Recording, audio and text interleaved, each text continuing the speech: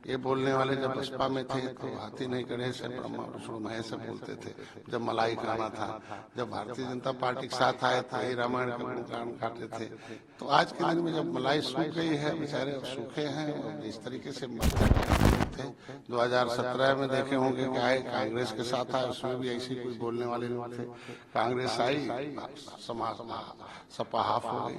ऐसे ही रहे, जिस तरीके 2-4 नेता भर्ती कर लें इसी तरीके से अधर्मियों की तरह। तो अपना वोट पौआ पौआ था, उसको झुआ बनाना है, दूसरे वर्ग का झुआ भर वोट को पौआ पौआ बनाना है। ऐसी गिनती नहीं होनी चाहिए। ये सब भाड़े के पहलवान हैं और भाड़े के पहलवान को जो भाड़ा मिल रहा है वो कर रहे हैं। समाजवादी पार्टी इस तरीके से बुलवा रही है। और जब तक माननीय मुलायम सिंह थे तब तक उनके पास अखाड़े के पहलवान थे और राजनीतिक बात करते थे और राजनीतिक काम भी करते थे और राजनीति के माध्यम से लोगों को उनकी लड़ाई लड़कर उनको आज ये जितने भी भाड़े के पहलवान हैं, अधर्मी लोग हैं, उसी की देन है समाजवादी पार्टी की। उनकी गिनती 2014 से शुरू है। 2014 में आए ऐसे कुछ लोग थे, 2017 में देखे होंगे कि आए कांग्रेस के साथ आए, उसमें भी ऐसे कोई बोलने वाले लोग थे। कांग्रेस आई, सपा हाफ हो गई। ऐसे ही रहे, जिस तरीके 2-4 नेता भर्ती कर लें इसी तरीके से अधर्मियों की तरह, तो टिप्पणी करने वालों की तरफ, तो बचा खुचा सपा भी साफ हो जाएगी। क्योंकि देखिए ये भारत भारतीयों का देश है। जब यही बोलने वाले लोग, ये बोलने वाले जब बसपा में थे तो हाथी नहीं गणेश है ब्रह्मा विष्णु महेश से बोलते थे। जब मलाई खाना था, जब भारतीय जनता पार्टी के साथ आए तो यही रामायण का गुणगान गाते थे। तो आज के दिन में जब मलाई सूख गई है, बेचारे अब सूखे हैं, अब इस तरीके से मरता क्या नहीं करता, कुछ न कुछ पहचान बनाने के लिए, सुर्खियों में रहने के लिए ये सब बोलते हैं। ये सब लोगों को जनता ने अस्वीकार कर दिया है। जनता जनार्दन होती है लोकतंत्र में, जनता साइनिंग अथॉरिटी है और जनता ही जज करती है और जज जनता का फैसला इनके विरोध में हमेशा रहा और हमेशा रहा। देखा गया था कि जब पहले स्पष्टीकरण की वो इनकी विचारधारा के साथ हैं या विरोध में, क्योंकि लगातार ये तो बयानबाजी करते हैं, क्या मैं उस पर कायम हूँ जो मैंने कहा है। देखिए किसी भी चीज पर स्टंट रहना चाहिए। आज मोदी जी हैं, मोदी जी 15 साल आरएसएस में रहे, 15 साल जो है उन्होंने संगठन में काम किया, 15 साल उन्होंने प्रदेश अपने गुजरात को चलाया, 45 साल का अनुभव उनके पास है। आज फिर जो है वो 10 साल 9 साल से 9.5 साल से हैं। तो एक लंबा अनुभव है। इसमें अनुभव क्या है, ये सब गैर अनुभवी लोग हैं। एक नेता से धर्म के विरोध में बयान दिलाएंगे और दूसरे तरफ जाएंगे मंदिर में भगवान की तरफ हाथ जोड़कर अपना आशीर्वाद भी लेना चाहते हैं। तो ये जनता देख रही है कि ये निर्णय की स्थिति रहने वाली, इसीलिए जनता इन लोगों से दूर हो रही है। और इस समाजवादी पार्टी के लिए इस तरह के नेताओं का बहुत घातक है। क्योंकि जिस उद्देश्य के लिए समाजवादी पार्टी बनी थी तो वो ऐसा उद्देश्य थोड़ी था समाजवादी पार्टी का कि भर्ती करो और धर्म के खिलाफ और भारतीय संस्कृति के खिलाफ अपना इस तरह के नेता पैदा करो। धीरे धीरे इस तरीके इसीलिए समाजवादी पार्टी समाप्तवादी पार्टी की तरफ जा रही है। सर भी जिस तरह से जाति है कि ये एक्सरे है जिसके जो जाति जनगणना हो रहा है, और इस राहुल गांधी ने कहा कि इससे जो भी आंकड़े हैं वो सब सामने आएंगे और ये बहुत बड़ा एक्सरे है। देखिए कांग्रेस रही हो, चाहे समाजवादी पार्टी रही हो, चाहे विपक्ष रहा हो, ये लोग जनता के नाम पर वोट तो लिया और जनता को खून चूसा। और इन लोगों ने योजनाएं तो बना दिया, जो भी पंचवर्षीय योजना बनी हमेशा गरीबी बढ़ती रही। आज हमारे समय में है जो गरीबी घट रही है।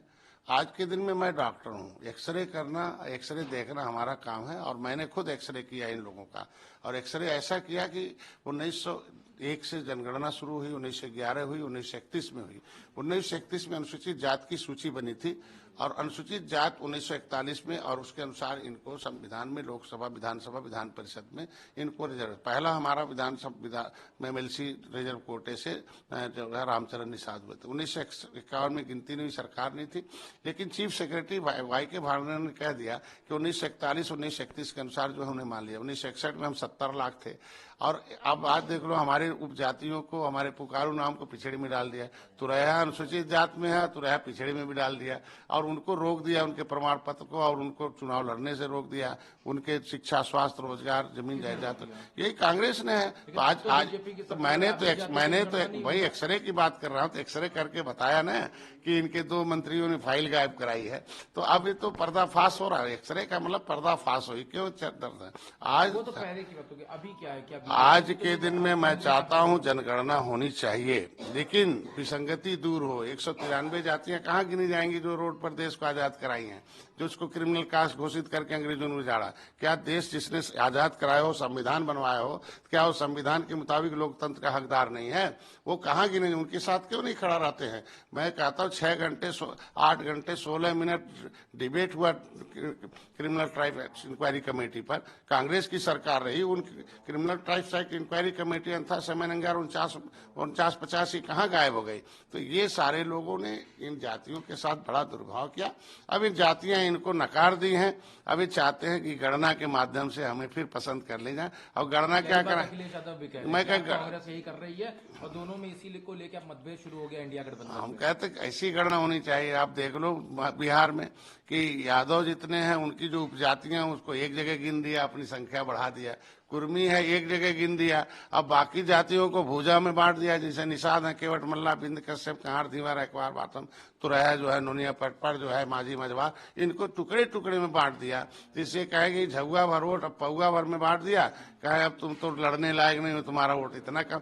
तो अपना वोट पौआ पौआ था, उसको झुआ बनाना है, दूसरे भर का झुआ भर वोट को पौआ पौआ बनाना है। ऐसी गिनती नहीं होनी चाहिए। गिनती तो होती थी 1961 से, 19 अभी भी गिनती होती है, अनुसूचित जात की होती है, अल्पसंख्यक की होती है, पिछड़ों और सामान्य की गिनती नहीं होती है। लेकिन वो जातियां जिनको अनुसूचित से आप पिछड़े में कर दिए वो कहाँ गिने? जैसे राज्यपाल ने उत्तर प्रदेश में केवट मल्ला, बिंद कश्यप, कहार, धीवर, अखबार, पातम, तुरैया को पिछड़ी जात की लिस्ट निकाल दिया। हमें कहाँ गिने जाएंगे भाई? सेंसस मैनुअल ने जैसे अभी 18/1/2022 को जो registrar general of census of India है उसने लिख के दे दिया कि नहीं, केवट मल्ला मझवार में गिने गए थे 1961 में और हमारे यहाँ प्रिंटेड है। तो हमें कहाँ गिनेंगे? खड़ा होंगे 18% आबादी के साथ। इसीलिए कहाँ खड़े ये लोग? जब सत्ता में रहते हैं तब याद नहीं आता। मैं पहली बार गिनती कराने के लिए गोरखपुर में आंदोलन किया था, लेकिन समाजवादी पार्टी ने तो गोली मार के, एक भाई मार के 302। आज के दिन में गिनती तो ये सारे लोग आंदोलन नहीं कर रहे हैं। कर रहे हैं आंदोलन तो सड़क, अब आंदोलन सड़क पर थे, अब सदन में आंदोलन करते हैं। सड़क से सदन में आ गए तो जब मैं कहता निश्चित रूप से अब सदन में आवाज उठाते हैं तो इनके समाजवादी पार्टी के लोगों को दर्द होता है। निश्चित रूप हम कहते हैं हमारी गिनती 1961 के अनुसार अनुसूचित में होनी चाहिए अनुसार और वो संवैधानिक तौर पर अगर नहीं होती है तो क्या हम कहते हैं? हम राज्य विधान परिषद विधानसभा में उठाया, क्योंकि अनुसूचित जात के मामले मुद्दे जो है लोकसभा से होते हैं। अब केंद्र का मामला, तो इसीलिए केंद्र में 2024 में हम जा रहे हैं ना, हमारी पार्टी जा रही है, वहां उठाएगी और निश्चित रूप से लागू कराएगी। और जिस तरीके से सब भाई भाजपा भारतीय जनता पार्टी के साथ रहेंगे और किसके साथ रहेंगे?